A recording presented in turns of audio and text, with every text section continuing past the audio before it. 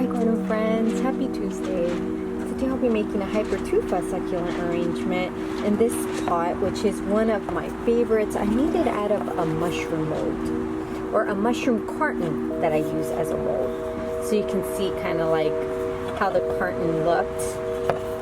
Isn't that cool? And it's like super sturdy. It hardly has any cracks in it. It's nice and shallow, you know? So it's one of my favorites. I love this pot. I'll never ever give it away. I hope it never breaks on me. And I'll show you the plants that I have. I have a split rock. Oh my goodness, look at that. Look at the detail. Look at all the dots on the leaves there. And not sure if I mentioned, but this is a split rock. It's called Royal Flush. That's the AKA. I'm not even going to try to pronounce its, actual name because, it's not going to be pretty. But look at that. Look at that purple. This is an alien plant. Little weirdo. Little Royal Flush right there. I've got a springtime super green. It's a Crassula. I like how they grow like little squares. They get nice and tall and they bloom clusters of beautiful like pink, purple flowers in the springtime. I have an Echeveria Runyonii. Love the blue ones or the silver ones. Look at all that farina. Oh my god, that white powdery coat that the leaves have, that's called farina. Love it. Love the rosettes. And this is an Echeveria Runyonii. I have another Echeveria Agavoides, and this one's pretty cool because it has that line across this leaf there, so it can be considered variegated. The margins get super red, and it's that dark green, so the contrast is simply it's just gorgeous. This is an Echeveria Agavoides. I have a Portulacaria. This one is Afra variegata, or also called elephant bush, I believe. Also called rainbow bush. The margins on this one, on the little tiny leaves, become pink. Super beautiful if you give it enough light. But they're kind of like little shrubs. They're like, they grow in little like bushes. Super cute. It adds texture and height to your succulent arrangements. This is another Crassula. This is Tenelli. So it's a fuzzy one. It's super petable. I love it. It's like a little scratchy. It doesn't quite feel like velvet like some do. Some other succulents like the kalanchoes, oh, they feel like velvet. This one's a little more rough. And it's that silver color, silver green, and it grows stacked. Long, narrow leaves. Crassula Tenelli. This one has two little heads, one and two right there. And the last one that I have is a Echeveria Little Jewel. Oh, it is a favorite around here for sure. I love how they grow and look like lotus flowers. Oh, so beautiful. Echeveria Little Jewel. So I'll get started by adding some soil in my pot here, all the way to the top. And I'll see if I can fit all of these succulents in there. I always try. Because this is a small one right here. Alright. So I will start with, let's see, what should I start with? I'll start with my Afra. This one right here. And kind of like put this to the side here. Isn't quite okay. I'll put it just like that, and I'll focus on this Afra, and I'll take it out of its pot. It's really dry. Don't judge me. But once I plant it up, I'll give it a deep watering for sure, and I'll shake off a little of that excess soil there without completely tearing the roots apart. The less you mess with the roots, the better the plant will recover for sure. I'm going to start in the corner here. Kind of place it where I want it to be. And I'll anchor it down by pressing down on the soil around it. You see that pop of color that I already have here? So cute. Okay. All right. And I'll keep going. So, let's see. I'm working with a small space here. So the next one, what will the next one be? The Tenelli, because it's also tall. I'm sorry, I keep moving this little pot. I just want it to be kind of centered so you can see what I'm actually doing and planting. All right, so that wasn't quite as dry as a Portulacaria was. Shake some of that excess soil. This one has a really healthy root system. Oh, look at that. I just love it. Oh, I'm going to put it right beside it, right over here.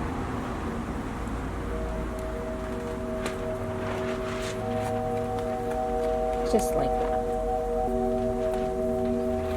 Anchor it down with the soil around it. And in the middle, right here, what should I put? I'll put the Runyonii.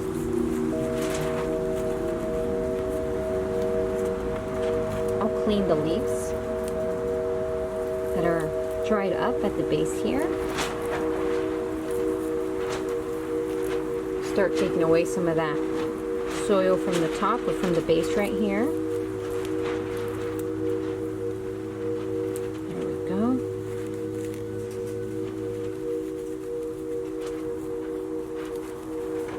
Perfect.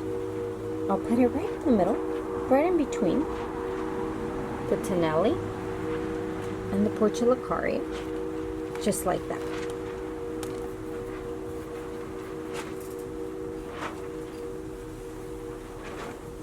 Anchor it down.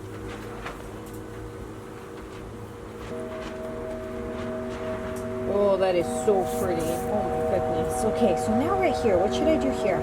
I'm gonna do the springtime because they grow pretty tall, and if it becomes top heavy, it can actually have a space to, like, you know, trail over the rim right here.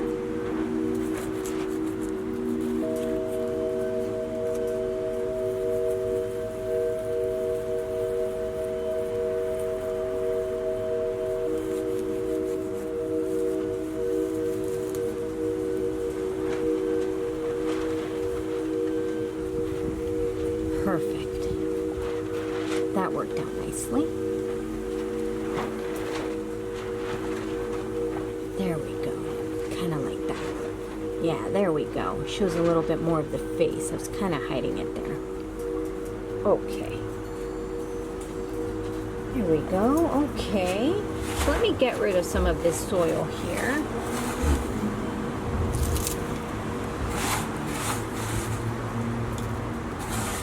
All right, clean it up a bit.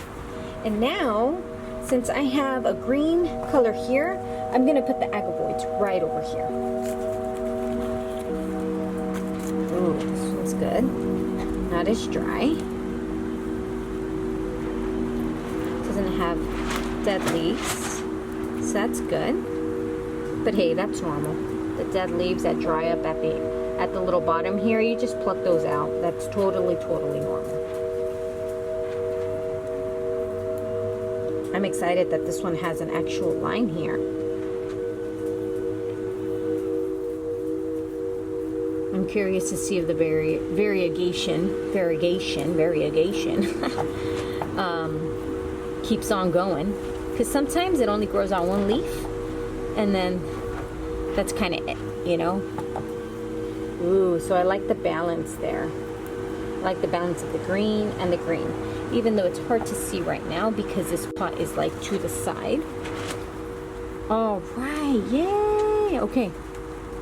And now what I'm gonna do, before I run out of space, I'm gonna put that royal flush right here, and then I'll put the little jewel on the side right over here.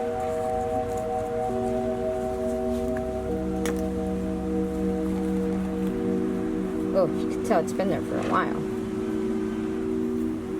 All right, and you know what? They have super shallow roots.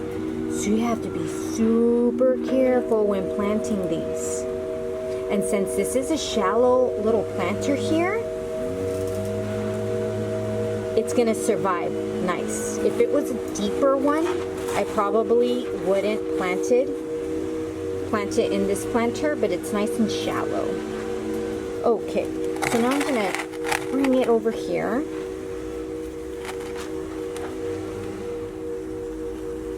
Make sure that the well is deep enough so all of those nice sensitive roots go in there nicely. And boom, pop it in there. Yay, that looks so cute. I love it. And now it adds so much interest to your succulent arrangements, these little weirdo plants. Oh, I just love them. All right, and now for my last one, which is the little jewel. All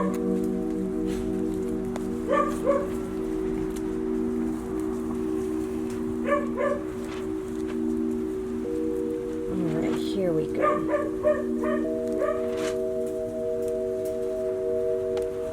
Boom, right there.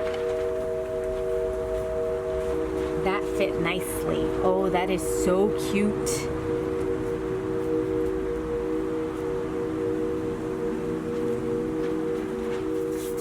I love it. All right, I'm gonna grab my knitting needle. I'm gonna start flattening the soil around it because I will be putting stones in this arrangement. So it's a lot easier if I flatten the soil around, so the stones will just lie nice and flat on the soil and they don't mound up and become little mountains of stones. Because when I end up watering, or if I pick it up even, the stones will just like fall right out. So I like to grab the knitting needle that I use, grab the top part right here, and just flatten the soil with it. It works very, very well. Okay, perfect. Okay, so now I'm gonna grab my stones here. And I'll start from the back. I like to start from the back.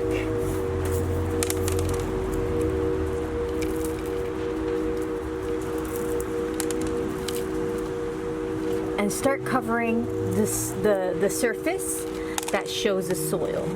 I just don't like when I can see the soil.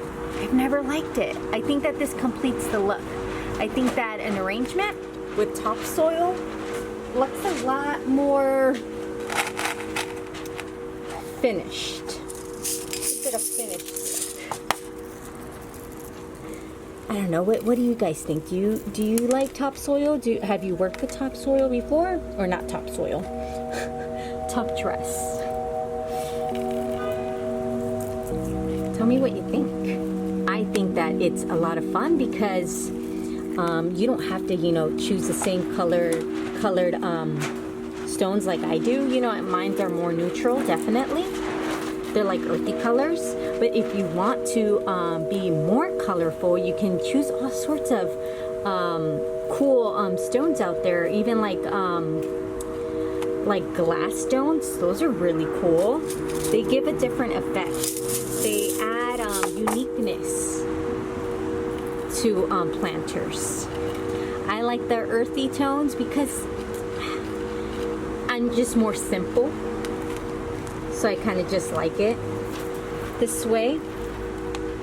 And I think that succulents, it really pairs well with the succulents, the earth tones. But hey, that's just me. You could do it whatever way you want, and it's limitless what you can do. Whatever color, shape, you can use shells. You can add all sorts of little props to make it more more unique. Wow. And that is it there. When it comes to the stones, I'm going to grab my little brush here. It's a little blush brush that I use. All sorts of different tools that you can use for gardening. my tools aren't really like legit like gardening tools. You know, I kind of just use things around the house that work. Boom. And I even have a little lens blower that I use for my camera lens, and I use that to get all the perlite that goes on top of the plants, because you really don't want to touch the plants a lot. You want to handle them as little as possible, especially with plants like these that have a lot of farina on them. You don't want to rub all that stuff off. So things like this, you know, it works. Even the tip of the needle to get little rocks out in between works. Perfect. How cute is that? I'm loving it. I'm loving it. All right, so I made quite a mess here. So I'm gonna clean that up a little. I'm gonna kind of just set it to the side here on my jumbo brush. Look at that. Isn't that cool? Boom. Oh my gosh. I'm going to lift it up a bit so you can see it a little closer.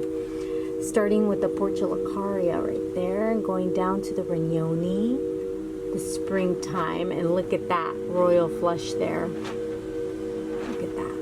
Oh, you can hardly see the Agavoides because it's so dark. But look at that Tenelli. It's shining bright.